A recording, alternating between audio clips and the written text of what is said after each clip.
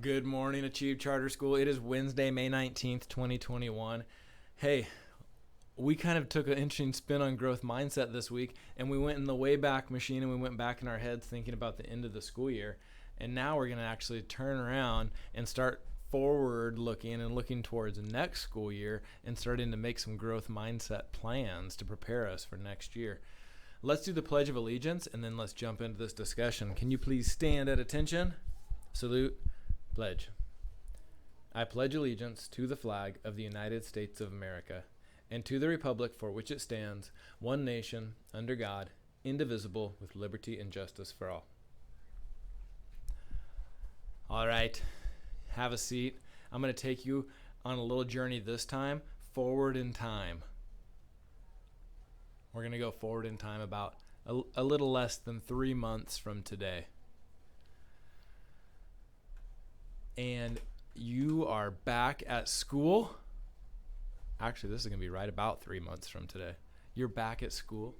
You're sitting in a new classroom. Middle schoolers, you might be sitting in the same classroom. High schoolers, oh my goodness, 8th graders, you'll be sitting in a high school classroom. For 8th graders, you'll have to kind of apply what I'm saying to you. Everybody else, think about it in terms of achieve next year.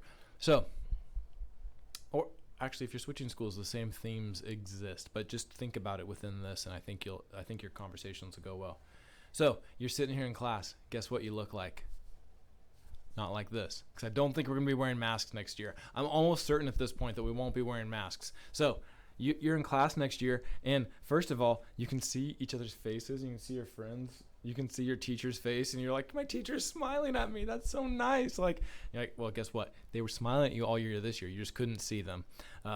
Anyways, you turn on your computer, and it's the first week of school, and you look at your year page. What color is everything? Okay, I could hear you shouting out, even from the past, because I recorded this last Friday, and I could hear people shouting out, green, red, blue.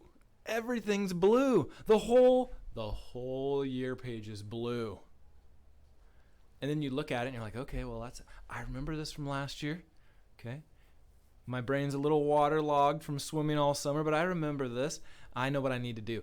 I need to probably get on this because I want to start passing my PFAs before that line passes. And then you're going to be, September 15th. You raise your hand, right? And you'll be like, Mrs. Lowry, this says my line passes on September 15th.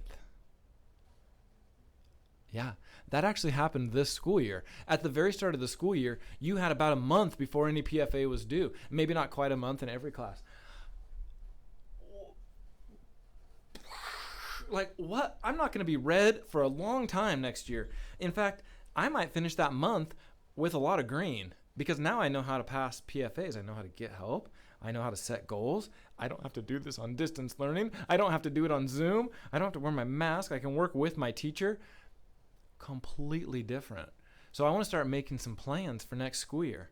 What are you going to do? What are you going to do differently? How are you going to approach that? Right from the first day of school, you do not have to attempt a content assessment the first day of school. In fact, I'll tell you, your teachers are probably not going to approve a content assessment on the first day of school. That would be ridiculous, right? But what are you going to do over the course of that first month to set yourself up for success? Have a conversation about that and just start making plans. All the plans you can think of to set yourself up for success next school year. We'll talk more about this. I might even actually talk a little bit more about it tomorrow.